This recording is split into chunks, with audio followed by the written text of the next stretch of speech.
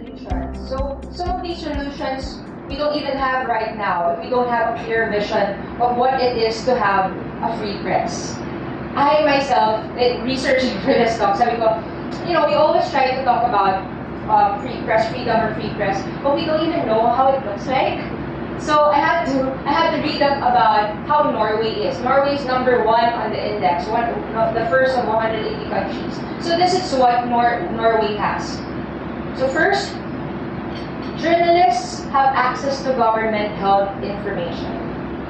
And then, when laws are in place and implemented against censorship and undue interference, that is what a really truly free press has. That laws are not used against us. We use laws to aid us in our journalism.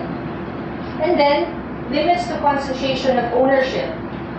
Because if we put limits to concentration of ownership, there's plurality and diversity in the media landscape. Also, next, there is public service media. Maybe a BBC or maybe an NPR, right? So I guess that's the dream. If this is the generation that will try to start it or maybe lobby for those laws, we don't know. I haven't really looked at it. That much or studied it.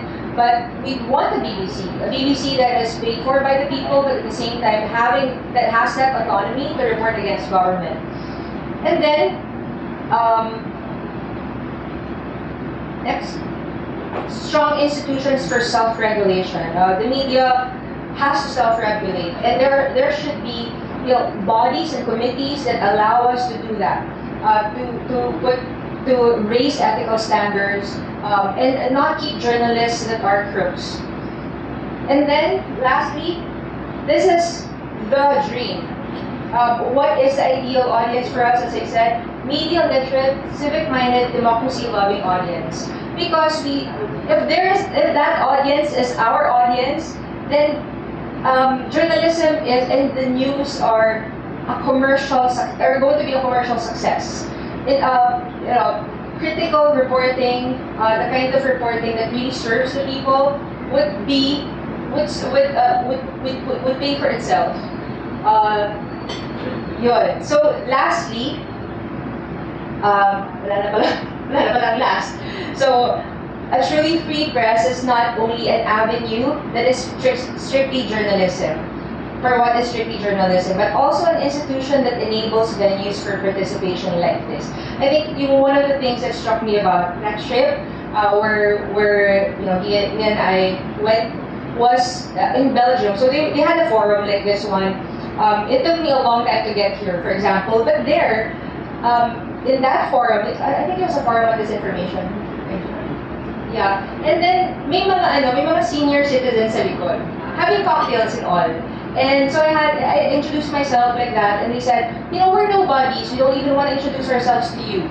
So they just, they live in another part of town. They wanted to have something to do in the afternoon, so they went there and listened to talks about disinformation. So my free food like that, and of course they also engaged with the experts in the room.